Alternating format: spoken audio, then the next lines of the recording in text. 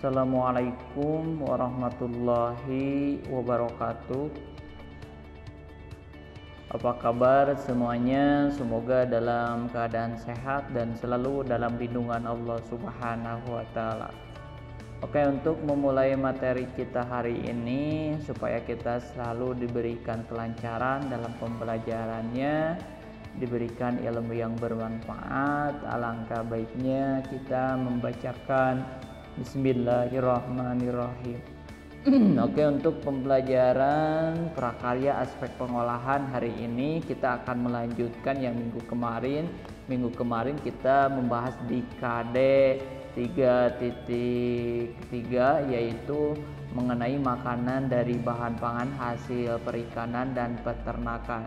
Nah, buat sekarang yaitu materinya di KD 3.4 yaitu makanan dari bahan pangan hasil samping dari hasil perikanan dan peternakan ya. Adapun kompetensi dasarnya di KD 3.4 itu yaitu menganalisis rancangan pembuatan hasil samping peternakan, daging, telur susu, dan perikanan, ikan, udang, dan cumi, rumput laut menjadi produk pangan yang ada di wilayah setempat. Nah, di KD 4.4-nya yaitu mengolah bahan hasil samping dari pengolahan hasil peternakan, daging, telur susu, dan perikanan, ikan, udang, cumi, rumput laut yang ada di wilayah setempat menjadi produk pangan serta menyajikan atau melakukan pengemasan. Adapun tujuan pembelajarannya, setelah mengikuti pembelajaran ini kalian mampu memahami tentang pengertian jenis dan manfaat dari bahan pangan hasil samping perikanan dan peternakan. Itu tujuannya kita mempelajari di KD ini ya. Oke, kita lanjut ke materi pokoknya.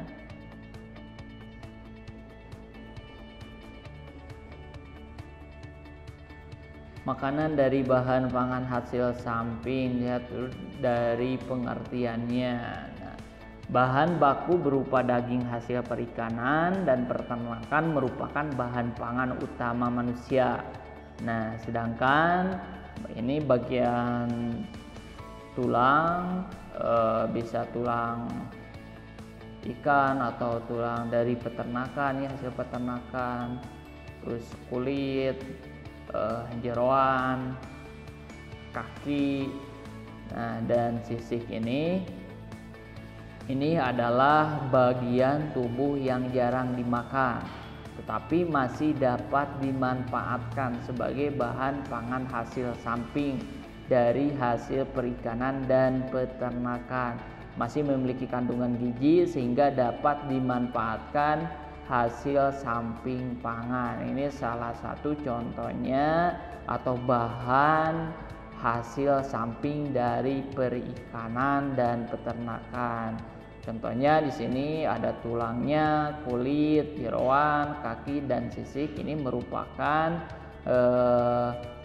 tubuh atau bahan yang jarang dimakan tapi kita bisa memanfaatkannya ya. Soalnya ini dari tulang, kulit, jeroan kaki, dan sisik ini masih masih memiliki kandungan gizi sehingga dapat dimanfaatkan ya, seperti itu.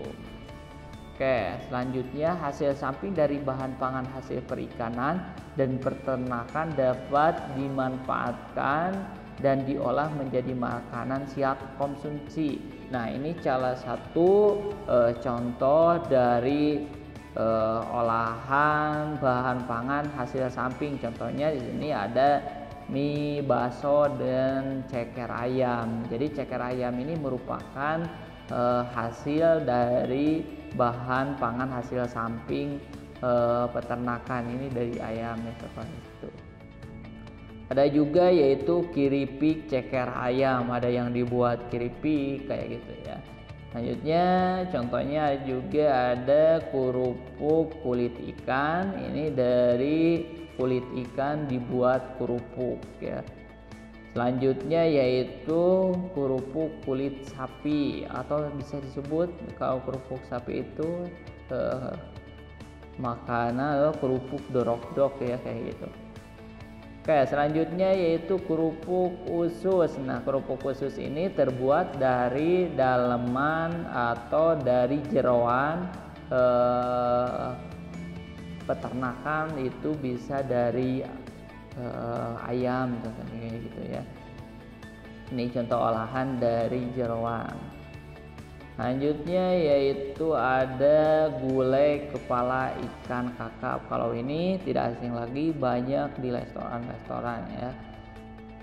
Selanjutnya yaitu rempeyek sisik ikan dan lain-lain. Nah, rempeyek ini terbuat dari sisik ikannya yang bisa sisik ikan ini biasanya langsung dibuang, tapi kita bisa dimanfaatkan, bisa dibuat kerupuk, bisa dibuat rempeyek kayak gini ya. Oke, selanjutnya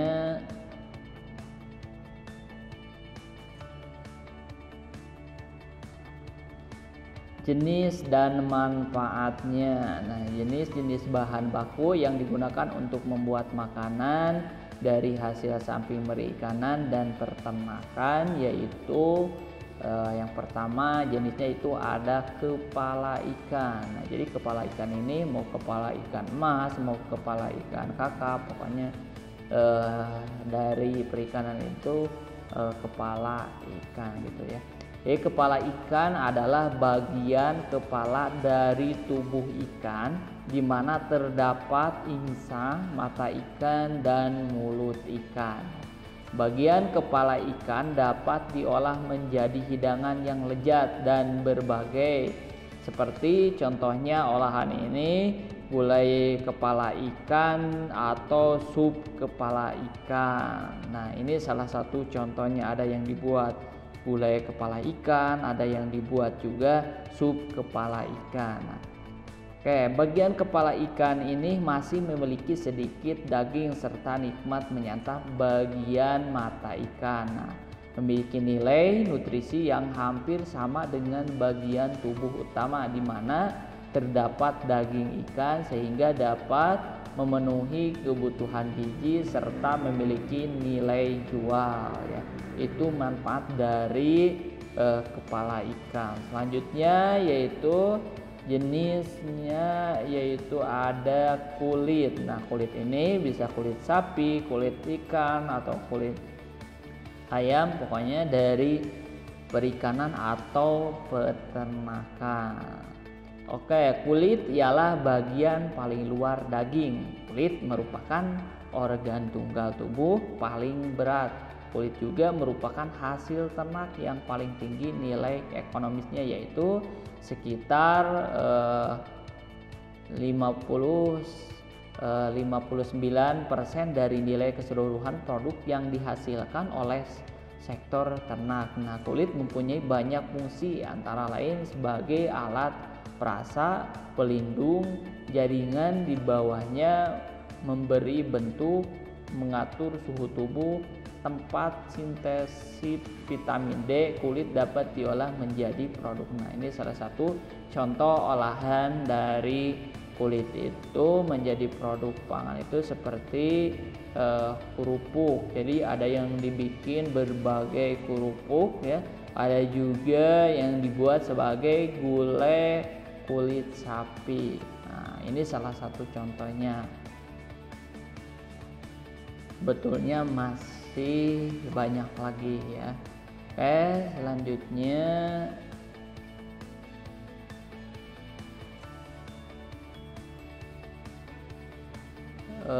ceker ayam. Nah, jenisnya itu ceker ayam. Oke, ceker ayam adalah bagian dari tubuh ayam, yaitu bagian kaki ayam.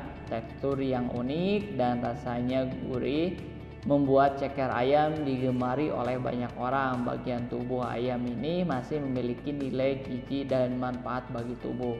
Nah, ceker ayam mengandung protein, kolagen, zat kapur, kalsium, dan kartilago Ceker ayam memiliki sedikit daging di semua bagian hingga ruas-ruas jarinya. Ceker ayam juga memiliki tulang lunak yang rasanya gurih dan lezat. Nah, ceker ayam yang dimasak biasanya akan mengeluarkan cairan atau gel khusus yang banyak mengandung gelatin. Ceker ayam dapat diolah menjadi produk pangan seperti ada yang dibuat keripik ceker ayam, ada yang dibuat juga bakso ceker ayam, ada juga yang dibuat sup ceker ayam, dan masih banyak lagi. Contohnya biasanya ceker ayam ada buat bahan tambahan membuat seblak kayak gitu. Sebetulnya olahan-olahan dari ceker ayam itu masih banyak ya. Ini salah satu contoh dari ceker ayam.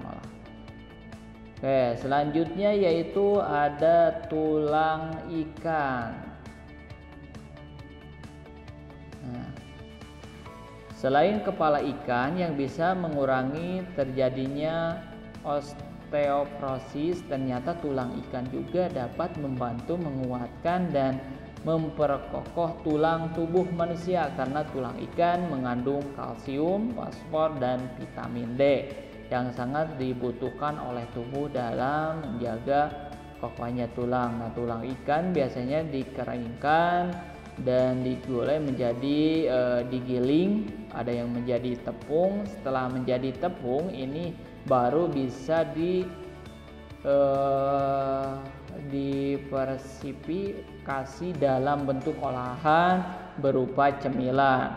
Jadi tulang ikan ini dibuat dulu atau digiling dulu, dijadikan tepung. Setelah menjadikan tepung baru kita mengolah kembali. Contohnya olahan dari hasil tepung tulang ikan ini ada yang dibuat yaitu pangsit ikan, stik ikan, dan kerupuk ya itu, dan masih banyak lagi dari hasil olahan dari tepung ikan. Nah, itu contoh jenis